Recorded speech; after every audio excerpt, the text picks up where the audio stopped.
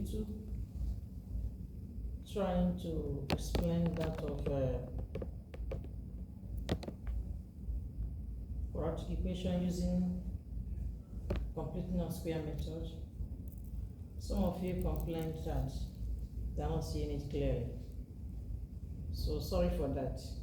So because of that, I'm going to repeat this one more time, and I'm going to use another equation to solve it so that you get more clearer understanding of it. And why it's very important, and I'm repeating it, is because completing of square method is very important for you to know, because if you're going advanced, you'll be using it. So that's why it's very important. So you can see what I placed on the board here. Before you go into solving this problem using completing of square method, I made a list of identified things you should have in mind. Identify the coefficient of x divided by 2, square it, add on both sides, factor out, take square root, solve for x. Although before this, there's something that I didn't add. The first is supposed to be making sure that the coefficient of x squared is 1. That's the first thing you have at the back of your mind. And equating to the constant. So making sure the coefficient of x is what? 1. Coefficient of x squared should be equals to 1.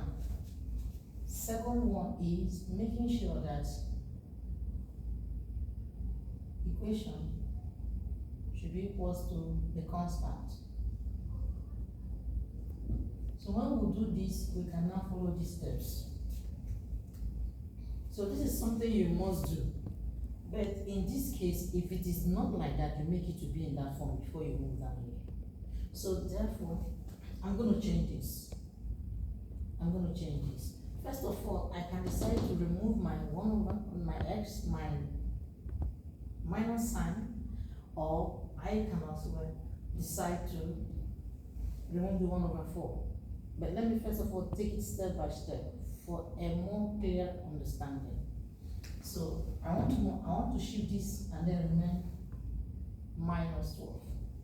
So these ones will come over and having 1 over 4 x squared plus 3x is equals to minus 12. Remember, this is equals to, y is equals to this. So there's an equality sign here already. So I only took this to one side in order to equate to a constant, as I said. Then we make sure that the coefficient of x squared is 1. Therefore, this 1 over 4 should go out. And what do? We take the reciprocate of this, which is multiplied or through by 4. If you multiply the whole of this by 4, this will go up. So therefore, if you multiply this by 4, we are going to have x squared plus 12x is equals to minus 4 times 12 will give us what? 48. Now, we can now move going to this format.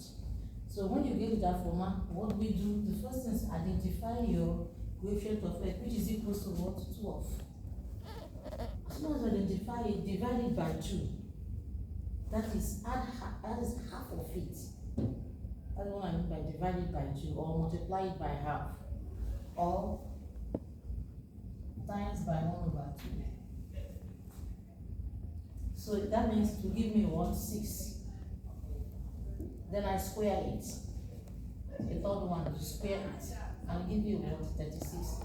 This 36 will be added on both sides of the equation. Are we good to go? Yeah, we move. So therefore we have x squared plus 12x plus 36 is equals to minus what? 8 plus 36. You can see that you've taken the whole of this. You've done that. Then the next thing is I said factor out. Factor out. So I can be able to take the square root. Sometimes we don't know how to factor out. This is what you're factoring out. And when you factor this out, make sure that that when you expand it back, you can go back to this. Now, what is half here is 6. So if I have this x plus 6 all squared, always think of this when you want to factor out. Look at it, if you expand using the expansion method, I think my next class will be expansion method because it's like some people are having problem in expansion. So I'm going to teach binomial to help you understand expansion, any type of expansion. So we have this. If you square this, you get this. If you use 2 to multiply everything here, you get this. If you square this, you get that. So therefore, this gives you the factor of that. So we have minus 48 and plus 36 will give us like what? 12. Is that correct? Minus 12. What do? We go to the next. Take the square root. So if you take the square root of both sides, the square root will cancel this square. So we are having x plus what? 6 is equals to root minus 12. Now, remember we are solving for x, and in a root, we don't have a minus. So we can convert this minus to what? I, the complex sum. So I'm going to bring it out. So I have x is equals to, I'll take